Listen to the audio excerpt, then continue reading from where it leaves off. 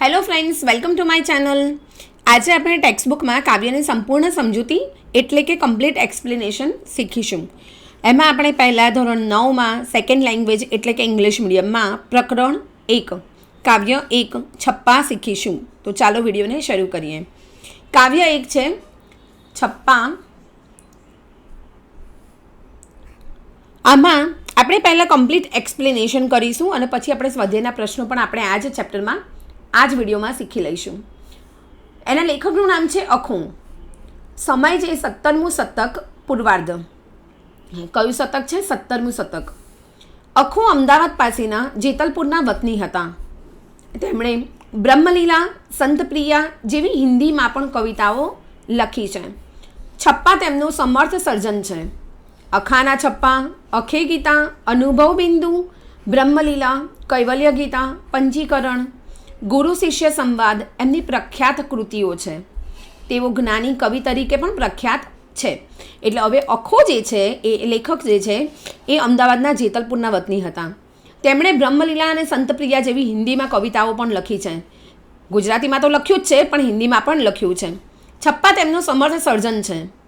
હવે એમાં અખાના છપ્પા છે, અખે ગીતા, અનુભવ બિંદુ, બ્રહ્મલીલા, કૈવલ્ય ગીતા, પંચીકરણ, ગુરુ શિષ્યના સંવાદ એવી એમની મુખ્ય પ્રખ્યાત કૃતિઓ છે. તેઓ એક જ્ઞાની કવિ તરીકે વિખ્યાત છે એટલે પ્રખ્યાત છે.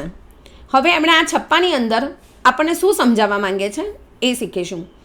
મધ્યકાલીન ગુજરાતી સાહિત્યમાં જ્ઞાનના ગરવા વડલા તરીકે જાણીતા જ્ઞાની કવિ અખાની આ બે છપ્પા સ્વરૂપની રચનાઓ છે, જેમાં તેમણે સમાજના રૂઢિચુસ્ત ઢોંગી બાહ્ય દેખાવવાળા લોકો પર સબળ ધારદાર કટાક્ષ કર્યો છે.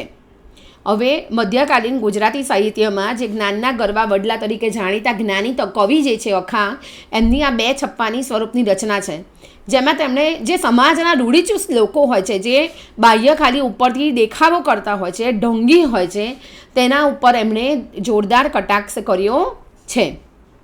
હવે પહેલું જે પ્રથમ છપ્પા છે એમાં સમાજમાં જોવા મળતા બે પરસ્પર વિરોધી જૂથોની વાત કરી છે. હવે પહેલું જે છપ્પા છે એમાં સમાજમાં જે જોવા મળતા બે પરસ્પર વિરોધી લોકો હોય કે એક કંઈ વાત કરે તો સામેવાળો એની વિરોધ જ કરે, એવા બે જૂથોની વાત કરી છે. તેમાં રૂઢિચુસ્ત જૂથ નવીન વાત સ્વીકારવા તૈયાર નથી અને નવી વાત કરનારને દબાવી દે છે. એટલે કે રૂઢિચુસ્ત લોકો જે હોય છે એ કોઈ નવી વાત સામેવાળું જો કહે, સમજાવે તો એ સ્વીકારવા માટે એવા ક્યારે પણ તૈયાર હોતા નથી અને નવી વાત સામેવાળો કરે તો એને વિરોધ કરીને દબાવી દે છે. આ એમણે વાત કરી છે પ્રથમ છપ્પામાં. હવે બીજામાં બ્રહ્મચારાઓમાં રાચતા પાખંડી ઢોંગી લોકો પર કટાક્ષ કર્યો છે કે આવા લોકો મૂરખ છે એટલે તેઓ હીરાને મૂકીને પાણો પસંદ કરે છે. એટલે બીજા છપ્પામાં એમણે કીધું છે કે આવા પાખંડી અને ઢોંગી લોકો પર એમણે કટાક્ષ કર્યો છે અને એમણે કીધું છે કે આવા લોકો જે છે એ મૂરખ છે એટલે જ તેઓ હીરાને મૂકી અને પાણો પસંદ કરે છે. હીરાને મૂકીને પાણો પસંદ કરવો એટલે કે હીરાને મૂકીને પથ્થરને પસંદ કરે છે. તો આ બે છપ્પામાં આપણને આ રીતે વાત કરી છે. પહેલા છપ્પામાં શું વાત કરી છે કે જે પહેલા છપ્પામાં વાત કરી છે કે બે પરસ્પર વિરોધી જૂથ હોય છે. એટલે કે એક કંઈ વાત કરે, કંઈ સારી વાત કરે તો બીજું માણસ એની વિરોધ જ કરે. એટલે કે જેવી રીતે રૂઢિચુસ્ત લોકો હોય છે એ નવી વાતને સ્વીકારવા તૈયાર નથી હોતા અને નવી વાત કરનારને વિરોધ કરીને દબાવી નાખે છે અને પોતાની રૂઢિચુસ્તગીરી જે એ લોકો આ ચાલ્યા રખાવે છે. તો એ વાત કરી છે પ્રથમ છપ્પામાં. અને બીજા છપ્પામાં જે લોકો પાખંડી અને ઢોંગી લોકો પર જે છે એ લોકો એટલા મૂરખ છે કે તેઓ હીરાને મૂકીને પથ્થરને પસંદ કરે છે. આ બે છપ્પામાં વાત કરી છે. હવે આપણે આગળ કાવ્ય સમજૂતી કરીએ. આપણને બે છપ્પા આપ્યા છે, આ પહેલો છે અને આ બીજો છે. પહેલો છપ્પો આપણે વાંચીએ તો એક મૂરખને એવી ટેવ, પથ્થર એટલા પૂજે દેવ. એક મૂરખને એવી ટેવ, પથ્થર એટલા પૂજે દેવ. પાણી દેખી કરે સ્નાન, તુલસી દેખી તોડે પાન. પાણી દેખી કરે સ્નાન, તુલસી દેખી તોડે પાન. એ તો અખા બહુ ઉત્પાત, ઘણા પરમેશ્વરે ક્યાંની વાત.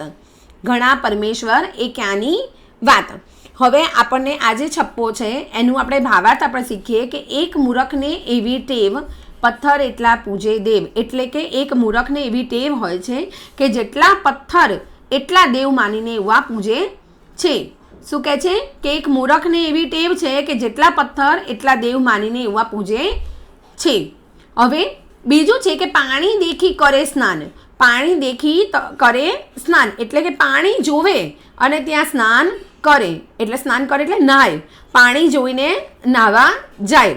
અને તુલસી દેખી તોડે પાન એટલે તુલસીનો જે છોડ છે એને જોઈને પાન તોડે છે. એટલે અખો કહે છે કે તુલસીને દેખીને તોડે છે પાન. અને એ તો અખા બહુ ઉત્પાત. ઉત્પાત એટલે શું? તો પીડા, દુઃખ. તો અખો કહે છે કે આ તો બહુ મોટી પીડા છે. ઘણા પરમેશ્વર એ ક્યાંની વાત, એટલે કે પરમેશ્વર તો એક જ છે, ઘણા પરમેશ્વર નથી, એક જ પરમેશ્વર છે, પણ લોકો પોતાના દેખાડાના કારણે એક ઈશ્વરના બદલે બહુ જ બધા ઈશ્વર છે અને એની વાતો કરે છે. શું કહે છે? એની વાતો કરે છે. એટલે કે એક મૂરખને એવી ટેવ છે કે જેટલા પથ્થર એટલા દેવ માનીને પૂજે છે, પાણી જોઈને ત્યાં નહાવા જાય અને તુલસી જોઈને પાનને તોડે છે. અને અખો કહે છે આ તો બહુ જ મોટી પીડા છે. એક પરમેશ્વર તો એક જ છે, પણ ઘણા પરમેશ્વર એ ક્યાંની વાત, બહુ જ બધા પરમેશ્વર હોવાની વાતો કરે છે.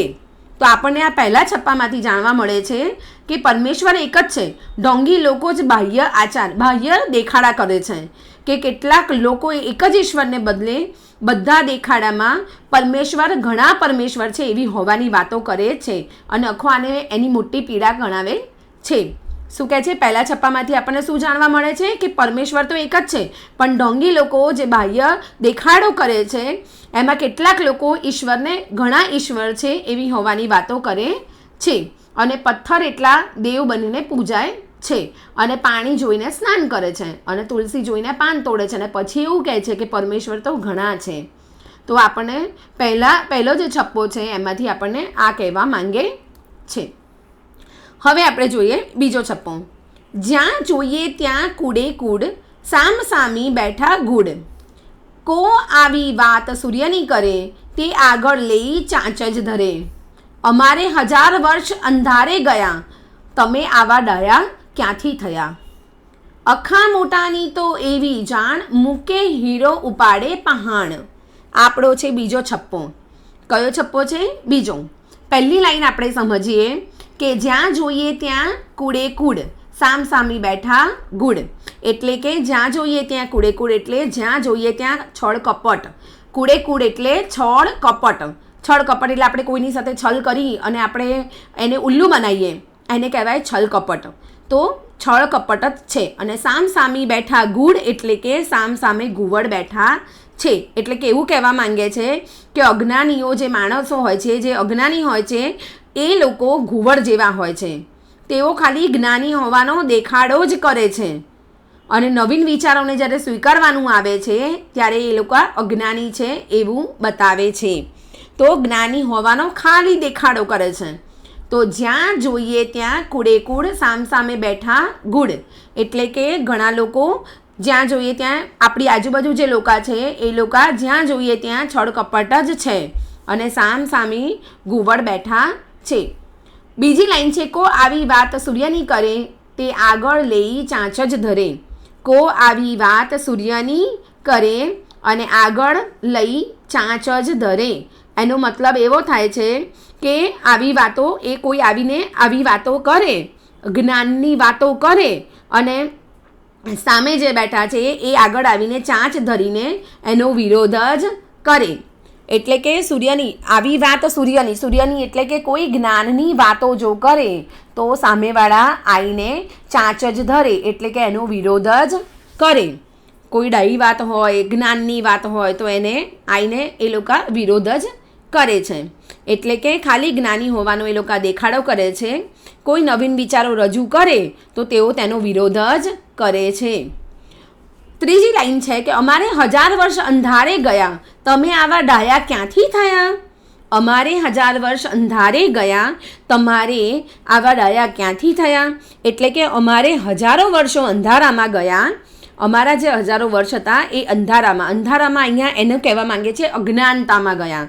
એટલે જ્ઞાન વગરની વાતો, અજ્ઞાનતામાં અમારા હજારો વર્ષો ગયા અને તમે આવા ડાયા ક્યાંથી થયા. એટલે કે તમે ક્યારના આવા ડાયા થઈ ગયા, તમે ક્યારના આવા ડાયા થઈ ગયા એવું કહેવા માંગે છે આ લાઈનમાં. શું કહે છે કે અમારે હજારે વર્ષ અંધારે ગયા, મતલબ કે અમારે હજારો વર્ષો અજ્ઞાનતામાં ગયા અને તમે આવા ક્યારના ડાયા થઈ ગયા. હવે આગળની જે ચોથી લાઈન છે, અખા મોટાની તો એવી જાણ મૂકી હીરો ઉપાડે પહાણ. એટલે કે અખવાની મોટાની એ વાત એવી જ જાણ મૂકી હીરો ઉપાડે પહાણ. એટલે કે તેઓ હીરોને પડતો મૂકીને પથ્થરને ઉપાડે છે. એટલે કે એવું કહેવા માંગે છે કે રૂઢિચુસ્ત લોકો નવી વાતોને સ્વીકારવા ક્યારે પણ તૈયાર હોતા નથી. તેઓ નવી વાતો કરનારને નવીન જે પણ કંઈ નવું શીખવાડે કે નવીન વાત કરે તો તેનો વિરોધ કરીને તેને દબાવી નાખે છે. અને આપણું જે જીવન છે, મૂલ્યવાન જીવન જે છે, આપણું જે હીરા જેવું મૂલ્યવાન જીવન છે તેને વેડફી નાખે છે. એટલે કે હીરો ઉપાડીને પથ્થરને ઉપાડે છે, હીરો મૂકીને પથ્થરને ઉપાડે છે. અને આપણું આ જે મૂલ્યવાન જીવન છે, જે આપણે આવા અજ્ઞાનતા લોકોના અંધકારમાં જીવીને આપણું જે હીરા જેવું મૂલ્યવાન જીવન છે એને વેડફી નાખે છે. એટલે અખાની આ મોટી વાત છે કે લોકો આવું કરે છે કે હીરો મૂકીને પથ્થરને ઉપાડે છે. એટલે કે આપણું જે મૂલ્યવાન જીવન છે તેને વેડફી નાખે છે. હવે આખો આપણે આ બીજો જે છપ્પો છે એનો મતલબ એવો થાય છે કે આપણને એવું શીખવાડવા માંગે છે કે તમારે કેવી રીતે જીવન જીવવું જોઈએ. તો આપણે સમયની સાથે નવા વિચારોને સ્વીકારવા જોઈએ અને આ બધાની જોડે વાદ વિવાદમાં પડીને આપણે આપણું હીરા જેવું મૂલ્યવાન જીવનને વેડફવું જોઈએ નહીં. એ લોકો એવું કહે છે, અખો એવું કહે છે કે તમારે તમારું મૂલ્યવાન જીવનને વેડફવું ના જોઈએ અને આવા જે અજ્ઞાની લોકો છે એની વાતમાં આવવું જોઈએ નહીં. અને આવા વાદ વિવાદ અને એ લોકોના આર્ગ્યુમેન્ટની અંદર આપણે પડવું જોઈએ નહીં. એટલે આ બીજા જે છપ્પો છે એની અંદર આપણને આ કહેવા માંગે છે. તો આ પ્રમાણે તમારે આખું જ લાઇન બાય લાઇન મેં તમને સમજાવ્યું છે. હવે આપણે આગળ એના શબ્દાર્થ જોઈએ. શબ્દ સમજૂતી એટલે કે સમાનાર્થી અને શબ્દાર્થ. કૂડે કૂડ એટલે શું તમને કીધું? છલ કપટ, પ્રપંચ અને કૂડ કપટ. એટલે છલ કપટ એટલે કોઈને છલ કરીએ આપણે એ. ગુડ એટલે ગુવડ. ઉત્પાત એટલે દુઃખ અને પીડા, તોફાન, અહીં ખોટી માન્યતા હોય એને પણ કહેવાય ઉત્પાત. સૂર્ય એટલે રવિ, ભાનુ અને આદિત્ય. સૂર્ય એટલે શું થાય? રવિ, ભાનુ અને આદિત્ય એનું સમાનાર્થી વર્ડ છે. વિરુદ્ધાર્થી શબ્દમાં છે દેવ તો દાનવ, ડાહ્યા તો ગાંડા. આગળ તળપદા શબ્દો. તળપદા શબ્દો એટલે પહાણ એટલે પથ્થર, સ્નાન એટલે સ્નાન, મૂરખ એટલે મૂર્ખ, દેખી એટલે જોઈને. તળપદા શબ્દોમાં શું આવે? પહાણ એટલે શું કહેવાય? પથ્થર કહેવાય.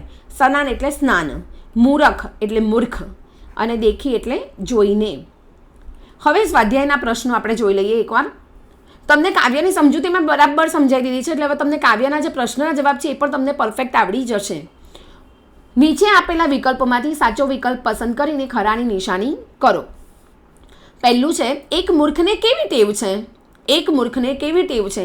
તો પહેલો એનો ઓપ્શન છે દરેક પથ્થરને ભગવાન માનવા લાગે છે, તુલસીના પાન તોડે છે, પાણી જુએ ત્યાં સ્નાન કરવા બેસી જાય છે. ઉપરના ABC ત્રણેય. તો સાચી વાત છે. એક મૂર્ખને કેવી ટેવ છે? તો પથ્થરને ભગવાન માનવા લાગે છે, એ પણ છે ટેવ. તુલસીના પાન પણ તોડે છે, પાણી જુએ ત્યાં સ્નાન કરવા પણ બેસી જાય છે. તો ઉપરના ABC ત્રણેય જવાબમાં આવે. તો ડી આન્સર આવશે. બીજો છે પ્રશ્ન અખો ઈશ્વર અંગે માને છે કે? હવે અખો ઈશ્વર અંગે શું માને છે? ઈશ્વર ઘણા બધા છે, ઈશ્વર એકથી વધારે છે કે ઈશ્વર એક અને માત્ર એક જ છે અને ઈશ્વર જેવું કશું નથી? તો અખો ઈશ્વર અંગે માને છે કે ઈશ્વર એક અને માત્ર એક જ છે, ઘણા બધા નથી, ઈશ્વર એક જ છે.